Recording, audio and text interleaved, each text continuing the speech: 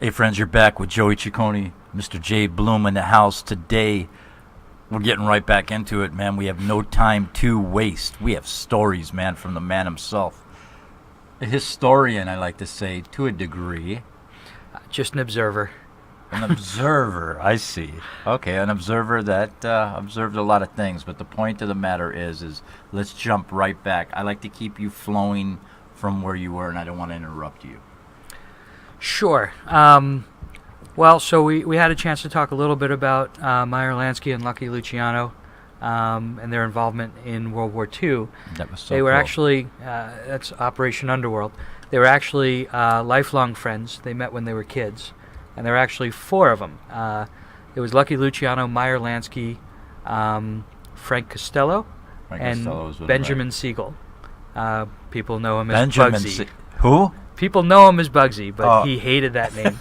In fact, All right. if you called him Bugsy to his Right. face, Right. there was a good chance you'll see the next artifact that we'll pull out. I love that. I love that. That's great. Yeah, you don't want to do that because basically it was like, you know, you're a little Bugsy, you're a little whack. Yeah, type of Bugsy. thing. Bugsy Yeah. used to mean You're crazy. nuts. So, Crazy, nuts. So yeah, he really didn't appreciate that. Ah, And he didn't like it. he was very quick to correct people that called him Bugsy to his Yeah. face. What'd you say? I love it, man. I love it. I love it. So yeah, with that. With that, This by the way, can you open the chamber? this was Ben May Siegel's I? gun, May I? by all means. Thank you. Friends and fans. Go ahead, Jay. So Tell yeah, the this story. was Ben Siegel's. Got this from the estate of Mickey Cohen. Mickey Cohen was like Ben Siegel's right-hand guy. I think they made a movie about him recently. They did, yes.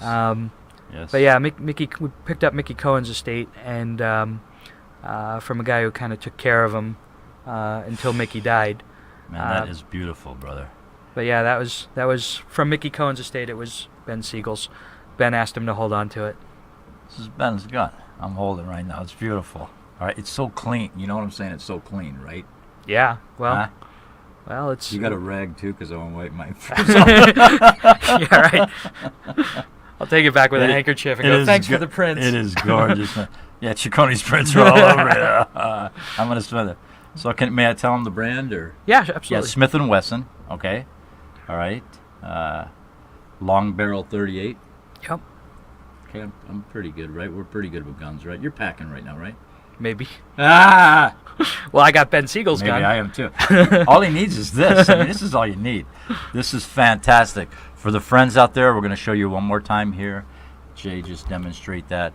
That's Demonstrate it? Well, not demonstrate it, but you know, I'm just saying, just hold on to that. That's an artifact that was basically,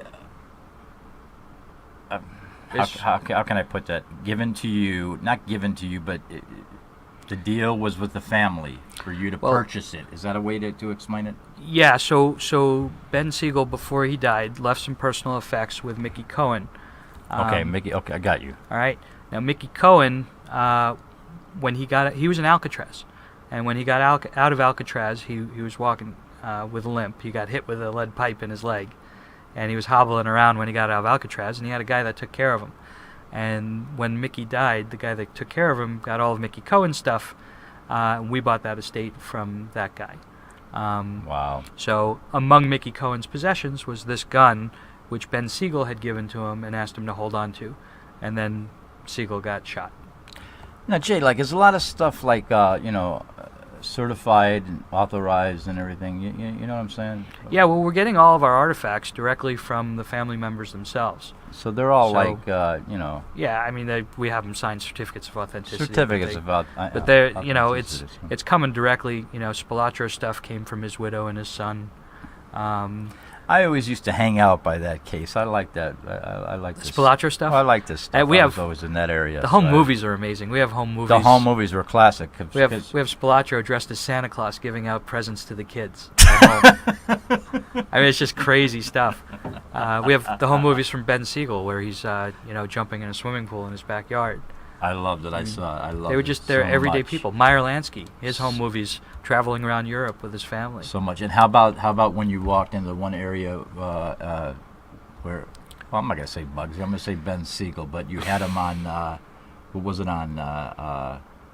Oh yeah, his reflection in the mirror. The when reflection he talked to you. When he talked to you, right? He'd be talking Yeah, to you. we actually. Is that a hologram? Would that be considered? No, or? we recreated a room from his house. So his daughter gave us pictures of his house. Right, there was a fireplace, right, and And- everything, right? Yeah, and he had 2 slot machines around the bar, Yeah. and what we did is we set up the mirror in the bar. When somebody would walk in, the lights would go down, and Ben Siegel would appear in the mirror and tell you his whole story.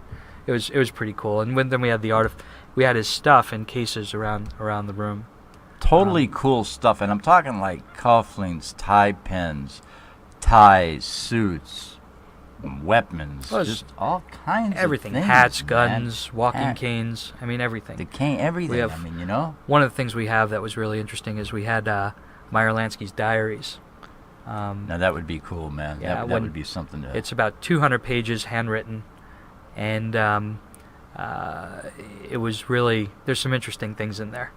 Gonna- He was going to write a book, and then he got advised not to. But these are his notes for his book. But well, it's it'd be fun pretty just cool. to, I'm sure you kind of just browse through it and see some things. He's got some secrets that we don't know about, but So we have a question: when do we anticipate reopening? sure, the I Mob love him Experience? because he jumps right in there. Go for it, baby. Go for it. Okay, so Fletch, we're negotiating now for different spots. As soon as we get it contracted, we'll be open a couple months after that.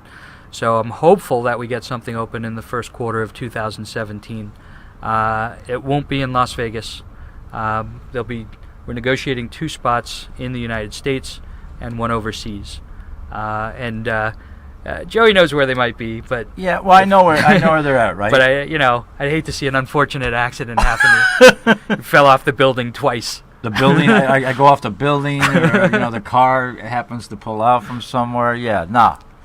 I'm under omerta, man. I don't say nothing, but we're really, really wishing you the best and looking forward to that. Well, thanks. That- We're really that excited to those get it worked back out. open again, and we have 2 great locations that, once they're signed, we'll They announce. are, and I know. Once they're signed, we'll announce it. We do have a Facebook page where we'll be announcing it, and I'm sure you'll see it in the press. When we opened Tropicana, Yeah. we got so much global press coverage. We had a media company tracking it. We had 4 billion impressions worldwide when we opened. We Right. had every country in the world. It was all over the place, and then Well, you know what- the bus. Remember the bus and everything. I mean, yeah, you we had the whole- prison buses You had to the whole move people prison around. bus. You had everything. Go ahead. Yeah. What were you gonna say? We I don't want you to forget. when we opened, the city was opening the Mob Museum. We were opening the Mob Experience, both in the same town in Vegas. So worldwide media jumped on it, and they said they were treating it as a mob war in Vegas, Yeah, right. and it got picked up globally. It was everywhere. I was It getting, was.